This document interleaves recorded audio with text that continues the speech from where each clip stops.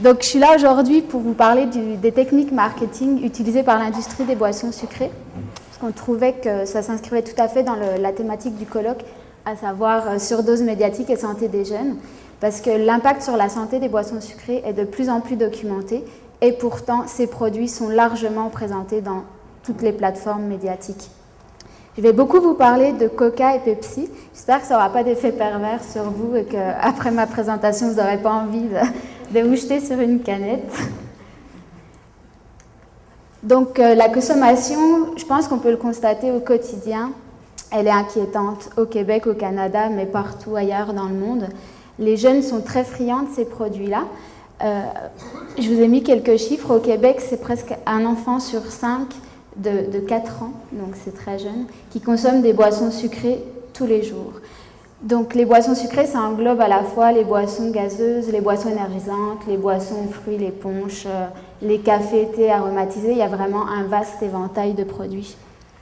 Au Canada, ce qu'on a remarqué, c'est qu'il y a deux grandes tendances qui se distinguent, à savoir que les garçons consomment plus de boissons sucrées que les filles, et qu'à 14-18 ans, ils atteignent des sommets avec presque 1 millilitre par jour pour les garçons et 1/3 de litre par jour pour les filles.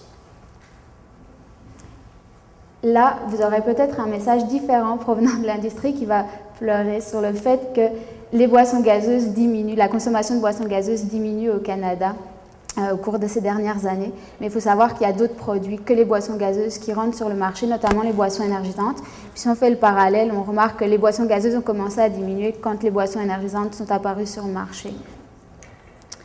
Les impacts sur la santé, c'est de mieux en mieux documenté. Il y a beaucoup de chercheurs qui s'intéressent à cette thématique.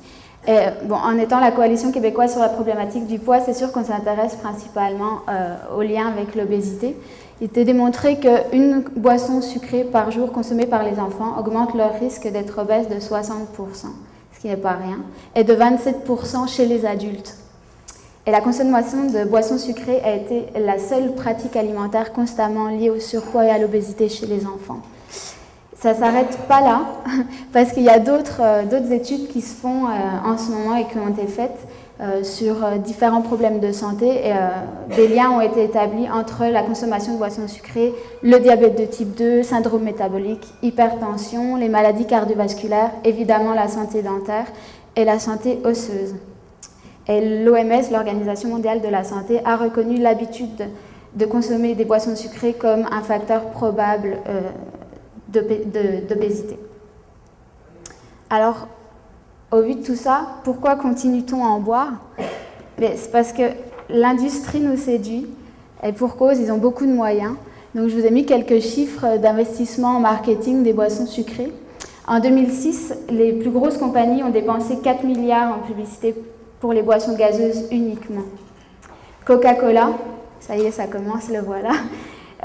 En 2007, consacrait presque 10% de son chiffre d'affaires, soit environ 3 milliards, en publicité uniquement. Ils ont aussi toute une panoplie d'études en neuromarketing. Coca-Cola investit presque 10 millions annuellement en neuromarketing, donc pour étudier les réactions du consommateur à ces différentes stratégies qu'il met en place. Là. Donc tout est étudié, rien n'est fait au hasard. À titre d'exemple aussi, pour vous montrer cet investissement massif, les pubs du Super Bowl que tout le monde a vu, un spot de 30 secondes, ça coûte 3 millions de dollars. Et on sait que PepsiCo et Coca-Cola arrivent en 2e et en 5e position des annonceurs pendant le Super Bowl. Il y a une étude qui a été faite par Jean-Philippe Laperrière au Québec qui se demandait à quel message publicitaire les enfants de moins de 12 ans sont exposés lorsqu'ils regardent la télévision au Québec. Et une de ses conclusions, c'est que les messages de l'industrie agroalimentaire présentent surtout, à hauteur de 80% quand même, des aliments considérés comme non diététiques. Et cette proportion change peu aux heures d'écoute des enfants. Donc là, on va parler directement des stratégies marketing qui sont aussi diversifiées que créatives. Puis, les techniques ne se focalisent pas uniquement sur la télé. Il y a toute une panoplie de nouveaux médias qui entrent en jeu. Le produit lui-même devient un média à lui-même, puisqu'on va l'utiliser comme technique marketing. Puis, il y a toute la commandite, les concours, évidemment les médias sociaux, dont on va parler un peu plus longuement tout à l'heure. Pourquoi cibler les jeunes? Nathalie en a un petit peu parlé tout à l'heure, évidemment, pour leur pouvoir d'achat. Il faut savoir que d'ici 2020, un tiers de la population aura moins de 18 ans. Donc c'est évidemment un marché très intéressant à cibler pour les industriels. Et ils ont un pouvoir d'achat non seulement direct, parce qu'on leur donne de l'argent de poche, mais aussi indirect, parce que, comme tu le disais, ils influencent largement les achats parentaux. Donc là, j'ai des chiffres canadiens. Donc chaque année, les 4 millions d'enfants de 2 à 12 ans dépenseraient 1,5 milliard de dollars de leur propre argent de poche et influenceraient sur l'achat d'articles domestiques à la hauteur de 15 milliards de dollars, ce qui n'est pas rien. Le consommateur conquis jeune est un consommateur fidèle, ça a été prouvé. Les industriels en marketing utilisent le charmant terme du berceau au tombeau, c'est-à-dire qu'on cherche vraiment à rendre l'enfant loyal à la marque. Et ça marche. Un enfant entre 2 et 8 ans qui a été sensibilisé à une marque, on sait qu'il va être fidèle sur du long terme. Évidemment, pour leur capacité virale, avec tous les médias sociaux, on sait que les jeunes, puis c'est l'âge où l'influence des pères compte beaucoup. Donc on compte beaucoup sur cette capacité virale pour diffuser largement l'information pour les boissons sucrées. Et ils ne s'en cachent pas qu'ils ciblent essentiellement les jeunes. Là, c'est sur le site internet de Coca-Cola, la compagnie Coca-Cola à qui appartient Sprite également. Et comme vous pouvez le lire, ils le disent clairement, Sprite est une boisson qui s'adresse essentiellement aux jeunes. Donc ils ne s'en cachent pas. Et le site internet, vous pouvez le voir, il s'adapte en conséquence, le graphique est très dynamique, on propose des téléchargements, etc. Ça ne s'adresse pas à vous et moi, je m'inclus dans la population à qui ça ne s'adresse pas.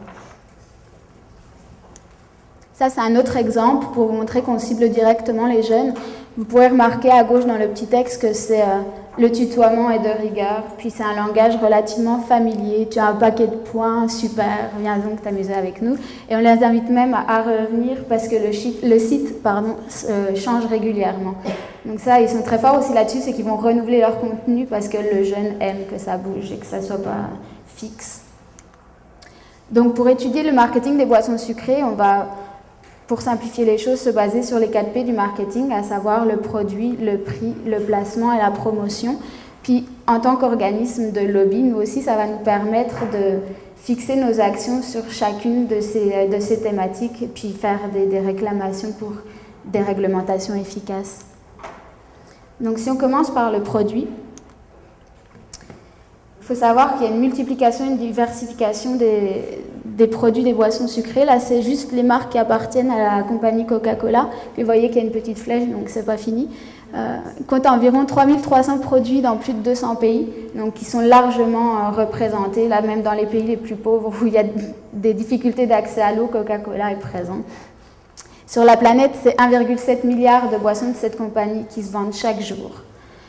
Et au Québec, je me suis amusée à faire un tour dans les épiceries. Il y a 8 formats différents pour le Coca-Cola classique, juste le Coca-Cola classique. Donc à ça, évidemment, ça ajoute le Diet, le Zéro, le Fanta qui appartient aussi, le Sprite et blabla. Mais 8 formats, on peut se demander à quoi ça sert. C'est vraiment pour cibler chaque segment du marché. Donc on va avoir la petite canne à 100 calories pour la femme qui fait attention à son poids. Puis on va avoir les 2 litres pour les familles, etc. Donc, toujours pour continuer dans la diversification, au Canada, on compte pas moins de 30 marques de boissons gazeuses, plus de 200 saveurs. Puis là, il y a les boissons énergisantes qui font leur apparition sur le marché depuis le début des années 2000. Il y avait 300 demandes de licences de mise en marché, je pense que c'est pour 2008, et les ventes atteignaient 154 millions de dollars au Canada. C'est le segment des boissons sucrées qui a explosé au cours de l'année 2008, il y a eu plus 39% de part de marché. Puis ça, c'est anecdotique, mais il y a 70 saveurs de Fanta dans le monde. Donc, on s'adapte vraiment au goût de chacun. L'emballage comme pouvoir d'attraction, je vous en ai parlé un petit peu, c'est que rien n'est fait au hasard. Si je vous demande à quoi vous fait penser le nom Red Bull et le petit logo qui va avec, évidemment, c'est la puissance, c'est ce que veut faire passer l'industrie des boissons énergisantes. Ça permet de positionner le produit en définissant un univers. Puis les couleurs, on pourrait croire que c'est anodin, mais non. Évidemment, là, c'est encore étudié, parce que le bleu est très, très, très utilisé dans les boissons, ça évoque le rafraîchissement. Vous ne le savez peut-être pas, mais c'est comme ça. Et le rouge, la puissance, évidemment, du taureau. Alors là, c'est un petit exemple de ce qu'on peut trouver sur le marché. Évidemment, il y a des boissons roses pour les filles. Les différences de format, les shooters, il y a même des gommes énergétiques pour ceux qui s'intéresseraient. Donc si on s'intéresse maintenant aux stratégies marketing reliées au prix, vous aurez pu le constater certainement, là, les boissons sucrées, boissons énergisantes sont régulièrement en promotion dans toutes les épiceries, même dans les pharmacies. Ça a été, la photo à droite a été prise chez Pharmaprix. Et pourquoi? C'est qu'on sait que le prix est le deuxième facteur d'influence d'achat chez les jeunes. Donc après le goût, c'est le prix qui va les influencer. Ok, je vais acheter ça plutôt que ça. Et on a remarqué que les boissons sucrées étaient souvent moins chères que le lait, notamment. On peut se poser des questions par rapport à ça, quand on sait les impacts que ça a sur la santé. Ça, c'est un petit graphique pour vous montrer l'évolution des prix au cours des années, depuis 1995 jusqu'à 2009. Donc les deux petites courbes du bas représentent les boissons à base de cola, les boissons à base de lime type Sprite. Et je vous ai mis juste des produits qui me semblaient de base, comme le pain, le lait, les pommes. On voit la différence. Les boissons sucrées, on peut évoluer au niveau du prix, tandis que les produits de base ont largement grimpé. En ce qui concerne le placement, donc les boissons sucrées sont partout. Si vous ouvrez un petit peu les yeux, vous allez juste à tendre la main, puis vous attrapez une canette. Il y en a vraiment dans les parcs, dans les arénas, dans les pharmacies, comme je vous disais, dans les restaurants, dépanneurs, etc., etc. Puis, la proximité des dépanneurs au Québec, il faut savoir que 40 à 60% des écoles publiques du Québec ont un dépanneur à moins de 15 minutes, un dépanneur ou un restaurant rapide à moins de 15 minutes de marche de l'école. Donc, c'est des boissons qui sont très, très accessibles. On peut se demander comment les considérer comme des boissons occasionnelles alors qu'elles font partie intégrante de notre paysage alimentaire. En ce qui concerne la promotion, et c'est là que ça devient intéressant, parce qu'ils sont très forts, on ne peut pas leur enlever ça. J'ai moi aussi la photo du bébé, comme tout le monde. Donc la promotion, ça va intégrer la publicité, site internet, commandite, advergame, on va en parler, les jeux concours, la philanthropie, etc. Et comme le disait Nathalie encore une fois, le marketing, selon l'OMS, le marketing des aliments à haute densité énergétique est reconnu comme favorisant l'obésité, un facteur probable d'obésité. Et voilà ce que l'OMS invite à considérer comme forme de marketing à ses différents États membres pour essayer de réglementer ça. Donc on voit que ce n'est pas juste une publicité à la télévision. Ça, c'est un petit exemple pour les commandites. Alors, il y a Red Bull majoritairement, qui est très très présent dans ce type d'événement. Ils vont commanditer des athlètes, ils vont commanditer des équipes sportives complètes, mais ils ne s'arrêtent pas là, ils commanditent aussi des événements musicaux, des événements artistiques. À Miami notamment, on ne le voit plus, mais la petite voiture qui a été faite en canette de Red Bull, c'est un événement qui est juste consacré à ça, que des œuvres artistiques à base de canettes de Red Bull. Évidemment, on pense tous, quand on parle de commandite, à la commandite des Jeux Olympiques de Coca-Cola, qui est fière commanditaire des Jeux Olympiques, qui, pour ça, investit 212 millions pour les Jeux Olympiques de Vancouver. Et qu'est-ce que ça lui rapporte? C'est qu'il est la seule marque distribuée aux athlètes, aux bénévoles, aux gens qui viennent voir les Jeux Olympiques. Toutes les marques qui sont présentes sont des marques appartenant à Coca-Cola. Ça leur a permis de distribuer 3,7 millions de boissons à Vancouver. Puis la commandite, ça a un avantage aussi, c'est que même s'ils ne ciblent pas officiellement directement les jeunes, c'est quand même une exposition permanente à la marque. Et ils viennent, j'en ai fait la preuve, là ils viennent dans les événements sportifs ici au Québec distribuer leurs boissons puis se faire voir. Il y a des similitudes, c'est sûr, avec l'industrie du tabac, notamment pour les boissons énergisantes plus que pour les boissons sucrées. On voit le parallèle. Donc maintenant, c'est interdit, évidemment, avec le tabac, donc il se rattrape avec du Red Bull. Le placement de produits, autre technique. On joue sur la normalité de la scène, mais il ne faut pas oublier que ces produits-là payent pour être là. Oui, ça pourrait être normal chez une famille d'avoir une bouteille de Coca-Cola, mais si on la voit aussi bien sur l'image de droite, c'est pas anodin, c'est voulu. Et puis à gauche, vous avez l'émission American Idol, je pense que c'est le meilleur exemple de placement de produit, qui est vraiment pas discret. Là, on voit les gobelets Coca-Cola. Donc pour ça, Coca-Cola a investi 60 millions de dollars pour être présent pour la saison complète d'American Idol aux États-Unis. Et puis, ça a des conséquences sur les choix alimentaires, ça a été démontré. On a fait un petit test avec des enfants. On a fait 2 groupes. Un groupe qui était exposé à un petit film avec des placements de produits de Pepsi, puis l'autre groupe qui regardait le même petit film sans les placements de produits. Puis après, on les installait, puis on leur proposait soit du Pepsi, soit du Coke. Et ça a été démontré que les enfants qui ont été exposés au placement de produits choisissaient significativement plus le Pepsi que le Coca-Cola. Donc ça marche, ils ne paieraient pas autant si ça ne marchait pas.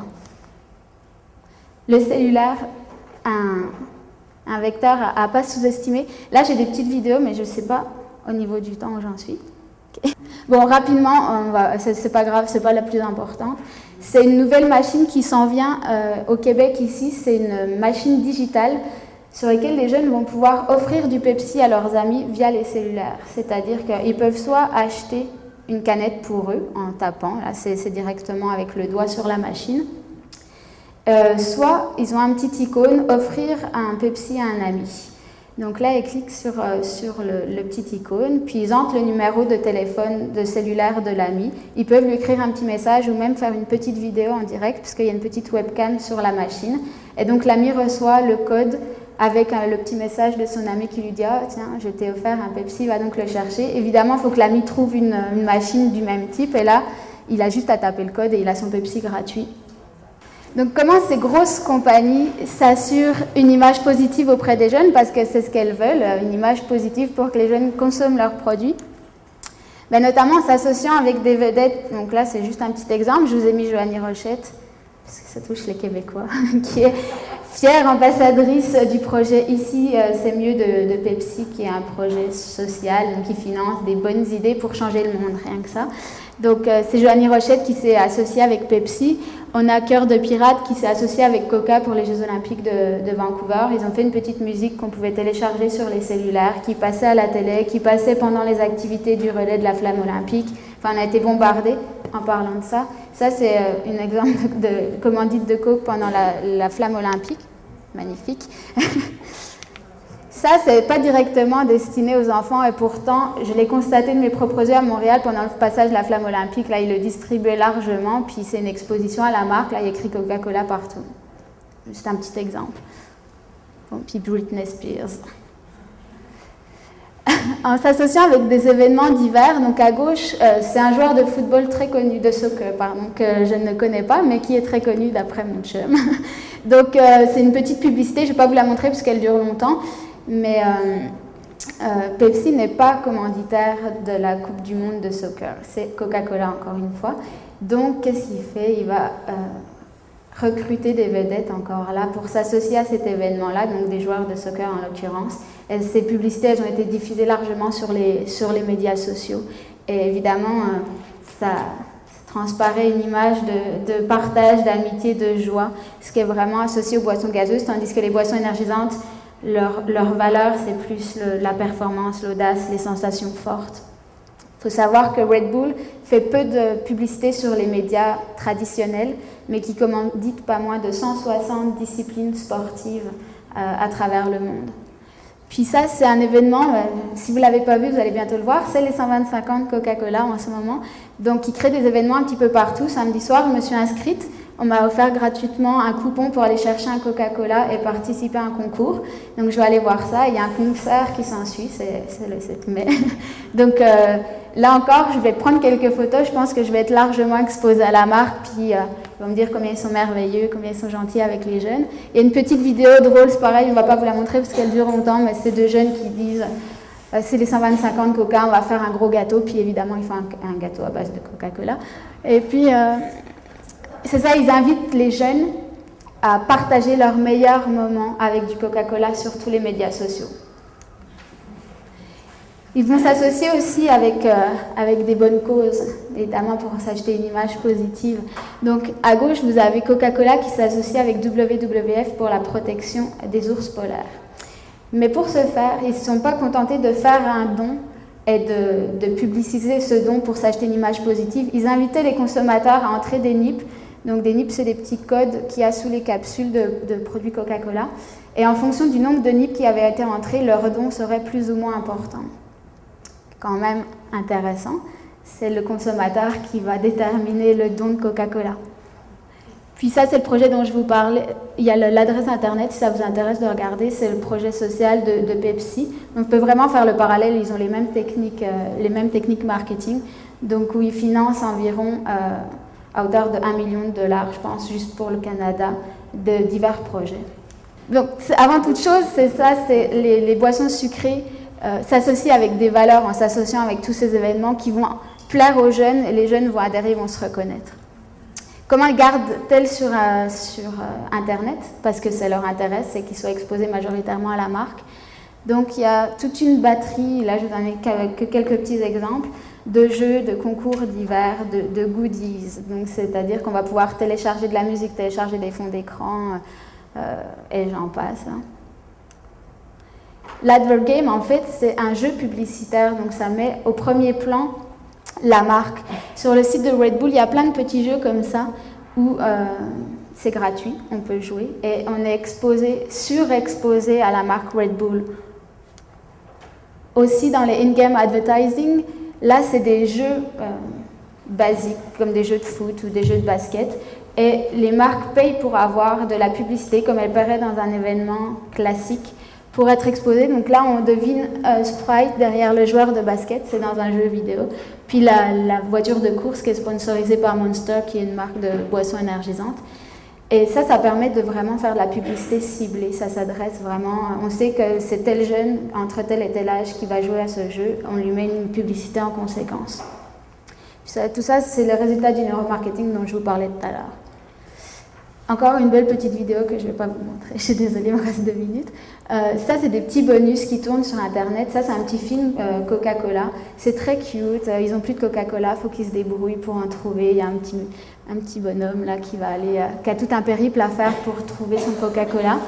Et c'est très universel, il n'y a pas de langage, c'est juste une petite musique de fond. Puis ça, c'est diffusé essentiellement sur les médias sociaux. Donc les jeunes partagent ça, puis ça arrive vite à des 3 millions de vues sans problème. En parlant des médias sociaux et du marketing viral, pourquoi on trouve beaucoup d'initiatives sur ces médias sociaux des boissons sucrées? C'est parce que ça leur coûte pas très cher, d'une part, parce que les consommateurs deviennent les vecteurs de la communication de la marque, c'est eux qui vont diffuser la publicité. Les potentiels de retombées sont immenses. Je regardais avant-hier le nombre de fans de la page Facebook sur Coca, c'était 26 millions. Donc à chaque fois qu'ils diffusent une information sur leur page Facebook, c'est les 26 millions de consommateurs qui sont fans, qui sont exposés à cette information. Rapidité de diffusion, évidemment. Puis il ne faut pas oublier que le message bénéficie d'une connotation positive parce que quand je partage un événement Coca-Cola sur mon Facebook, mes amis se disent « Ah, tiens, Marion est intéressée par ça, je vais aller voir ça. » Oui, j'ai bientôt fini. Ça, c'est quelques petits exemples. On nous invite à partager. Donc, Pepsi qui nous demande régulièrement quelle est donc ta meilleure expérience avec notre marque? Et là, les jeunes partagent. Ça apparaît sur leur Facebook. On nous invite à relayer l'information. Il y a un petit icône partagé. Et dès que je partage, ça, c'est mon faux Facebook. J'ai 13 ans. Je m'appelle Mélissa. Donc, quand je partage, ça apparaît automatiquement sur mon Facebook. Donc là, à nouveau, mes amis sont exposés. Si un de mes amis le partage à nouveau, c'est ses 300 amis qui sont exposés, etc., etc. C'est le côté viral de la chose. Encore une fois, on nous invite à relayer la formation. Là, c'était une promotion l'été dernier chez McDonald's. Toutes les boissons gazeuses de n'importe quel format étaient à 1 $ tout l'été. Donc, ils ont créé un événement Facebook. Si jamais que je participe à cet événement, ça se met sur ma page Facebook, etc., etc. Là, on nous invite même à créer des publicités pour Red Bull. Ça leur fait des économies en marketing. Donc, c'est aux jeunes de créer la publicité et de la diffuser auprès de leurs amis. Puis après, il y a un concours, évidemment, pour la meilleure publicité. Alors ça, j'aurais bien voulu vous la montrer. Je suis désolée, ça va prendre 1 minute. Est-ce qu'on peut lancer la vidéo ?